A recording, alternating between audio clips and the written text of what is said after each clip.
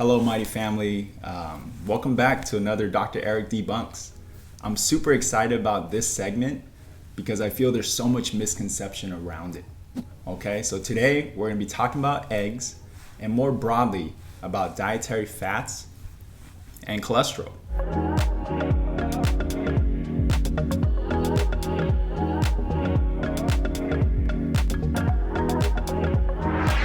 So often we have been told to avoid egg intake or avoid the yolk due to its cholesterol. Let's dive in today to see what the scientific research suggests. So first, what are the nutritional facts of eggs? So in terms of cholesterol, an egg, including its yolk, contains about 200 milligrams of cholesterol, 2 grams of saturated fat, and about 6 grams of protein, totaling for about 75 calories. To give context as to what this means in terms of cholesterol, the American Heart Association recommends limiting your daily cholesterol intake to about 300 milligrams. I know, you may be thinking, that's a lot of cholesterol. So is it safe to eat eggs frequently? To answer this question, we first have to lay down a foundation of how cholesterol works in our body. So research has shown that our bodies produce about 75% of our cholesterol, while only about 25% of our cholesterol is from what we eat. However, just because we eat more cholesterol does not mean our cholesterol levels go up per se.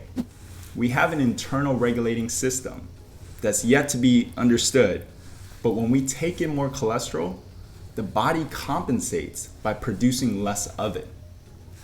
Thus, most individuals actually have a marginal change in serum cholesterol in response to dietary cholesterol due to this feedback regulation. So the take-home message here is that simply taking in more cholesterol, particularly in the form of eggs, does not mean your cholesterol levels will actually increase. So back to the question, are eggs safe to consume regularly, given what we now know about cholesterol regulation and its cholesterol content?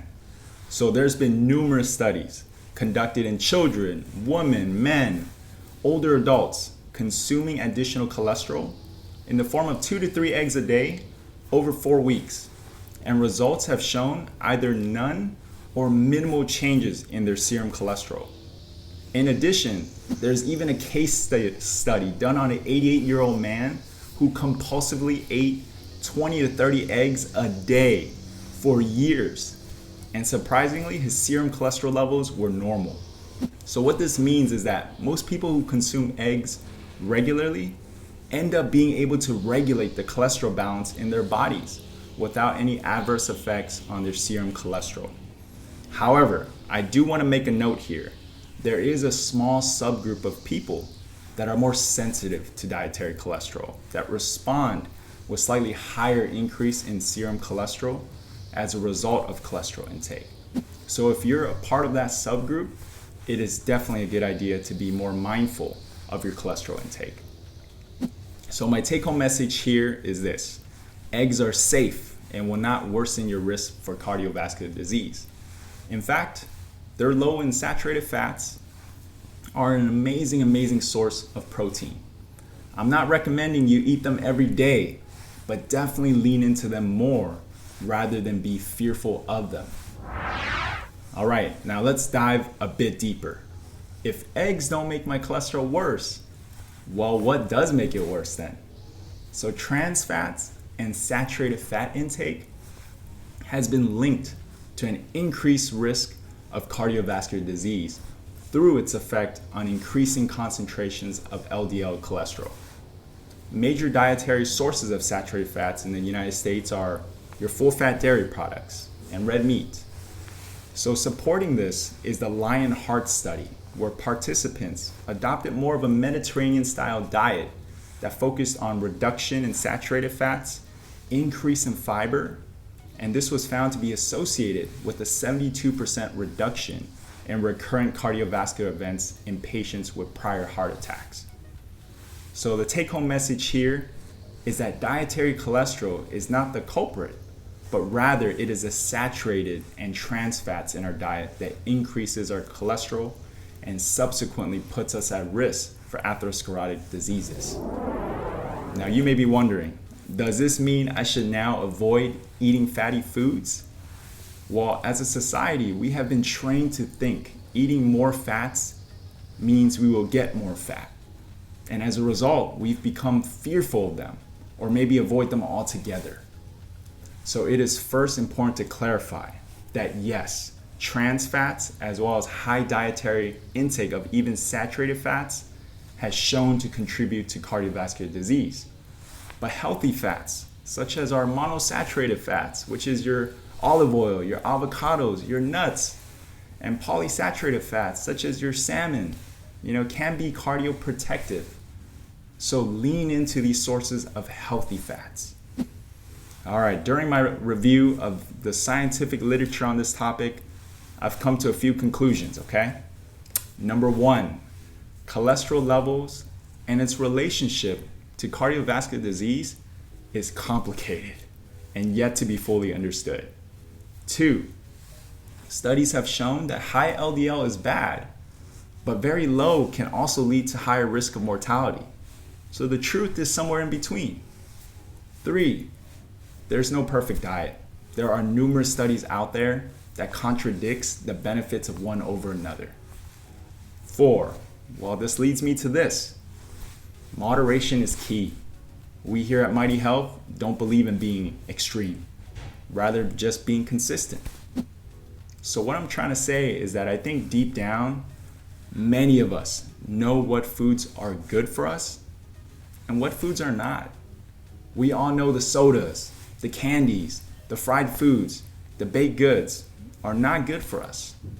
And we all know we could be eating more vegetables. So every day we can only put so much in our bodies. So we constantly have to ask ourselves, what are we trading off? And is it the healthy option? Say for breakfast, how many of us, in attempt to avoid eating too many eggs, reach for the milk and cereal? And as a result, we fill our bodies with refined sugars that we know is not good for us. If we were instead to just eat 2 boiled eggs, we would not only stay full longer, but get a good source of protein and healthy cholesterol in our bodies. Or even for dinner, out of fear of eating meat and avoiding a quality piece of steak, we instead reach for the bowl of pasta drowned in sauce. The steak, although will contain some saturated fats, will also be rich in protein and keep you full longer than a bowl of pasta that will contain substantial carbs that will ultimately break down into sugar. So my takeaway here is this: swap out some of the extra carbs and sugars, lean into the healthy fats and veggies. All right, before I wrap up this episode, I want to leave you with one of my favorite breakfasts that involves eggs. In fact, I just made it this morning. It requires 2 eggs. You get your water in a pot to a boil, gently lay it in your pot without cracking for a total of 6.5 minutes. As a result, you will end up with a beautifully done soft-boiled egg with an amazing yolk consistency. I simply have it with a splash of ponzu or citrus-based soy sauce, or put it over a bed of arugula with a splash of salad dressing. Give it a try and let me know what you think. Okay, Mighty Family, as always, it has been an absolute pleasure spending time with you today. I look forward to connecting with you all again soon. And if you want more written content about these topics, feel free to check out the lesson tracks in your Mighty Health app. And for those that are not a part of the Mighty Family just yet, check us out at mightyhealth.com for more. We're striving every day to be the modern, holistic home for healthy aging.